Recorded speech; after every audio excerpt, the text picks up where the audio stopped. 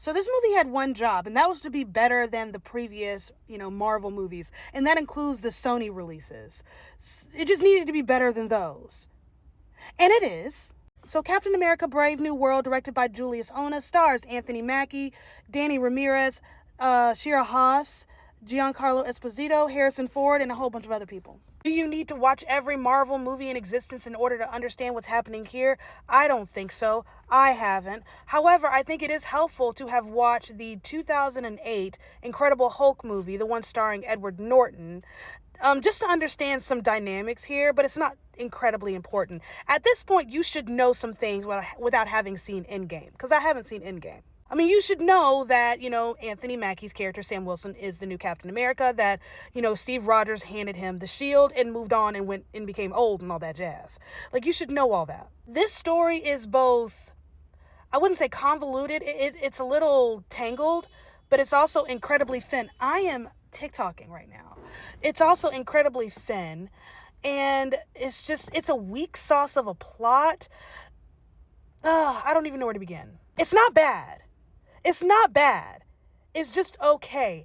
But considering how magnanimous Marvel movies typically are, it doesn't really fit with some of the giants that we had years ago. It's better than the Marvels, I'll give it that. 5 people worked on this screenplay, and the movie sounds like it was written by someone who spent their entire life, not just their childhood, but their entire life watching Saturday morning cartoons. It's very cheap, cheesy, expository dialogue. Just, at times it was just bad. Like, why are you giving us so much information in the dialogue? Like, why are you, it's one of those like, oh, so it was you who did the thing and then all that jazz, and then just like re-explaining the plot to us in the dialogue. Like, why are you doing that? That's so juvenile. This wasn't really shot like a superhero movie. The editing was too slow for what the effects and the movement of Anthony Mackie in that suit, and also Danny Ramirez, who is the Falcon in this movie, like what it really required of all that is the editing just couldn't keep up. I didn't think, it was just too lax. The script was just awful. And the camera work was it was basic and it was boring. But Anthony Mackie is a presence all on his own. It's almost like he was limited in a way, because he's not afraid to go off the cuff. He's not afraid to just be out there.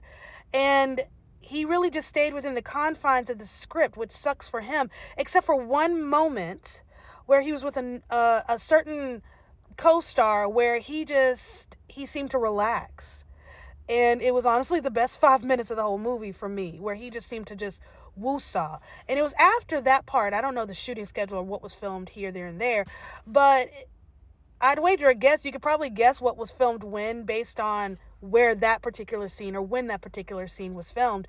Because in certain scenes, he seems to be very relaxed and comfortable, and others, he seems very tight. And he's a better actor than that. I think he needed a better director. He needed a better script. Definitely. But Marvel is really out here, MCU is trying to diversify their director queue here. And by diversify, I mean they're trying to find people who are normally not used to directing these kinds of movies. And that's what I mean by that. So don't try to read into that any more than that. But they're really trying to pull people out of the weeds whom this is not normally their comfort zone. This is not something they would normally do. They don't make these kinds of movies, and trying to bring them into the fold. And I need them to stop doing that. I think that's part of the problem with Marvel, is just the lack of consistency. I understand, want to give people an opportunity, but at the end of the day, it's still Kevin Feige's project, and you can only do so much with him at the helm. Shira Haas as, Ruth Bat-Sherrat, I liked her. Her casting was interesting. I think she fit the role very well. She meshed very well. She performed very well. She's just so tiny when she's standing next to, Anthony Mackie and Harrison Ford. She's just so tiny, and it was comical almost.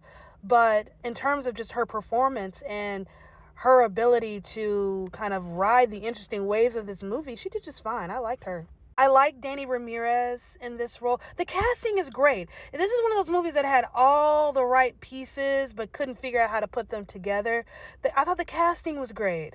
I thought the workings together was great.